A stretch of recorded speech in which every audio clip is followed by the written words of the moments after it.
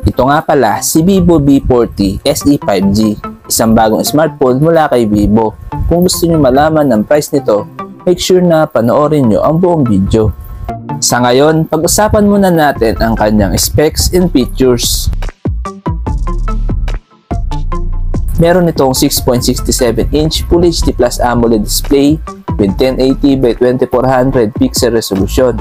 May up to 120Hz refresh rate at ito ay may 1800 nits peak of brightness. Ang Vivo V40 SE 5G ay may operating system na PanTouch OS 14 based on Android 14 with Qualcomm Snapdragon 4 Gen 2 4nm chipset na may Adreno 613 na GPU. Ang smartphone na to ay may 8GB of RAM plus 8GB extended RAM with 256GB UFS 2.2 internal storage expandable up to 1TB via microSD.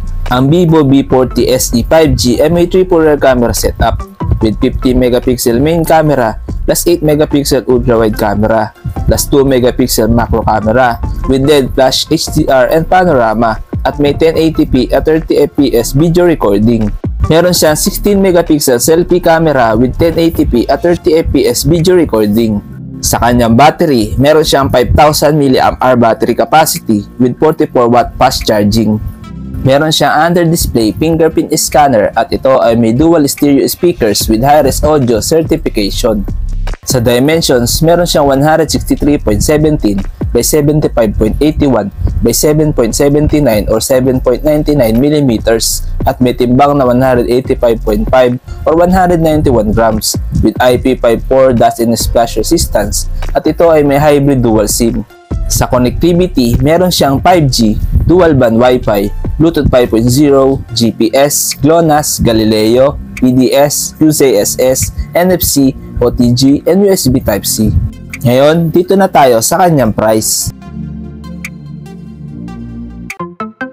Ang estimated price ng Vivo V40 SE 5G ay around 18,200 pesos. Ito ay price conversion lamang at pwede pa ito magbago kung sakali magiging available ito sa Philippines.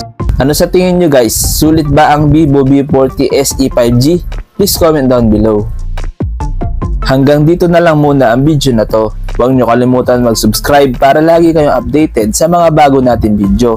Maraming salamat!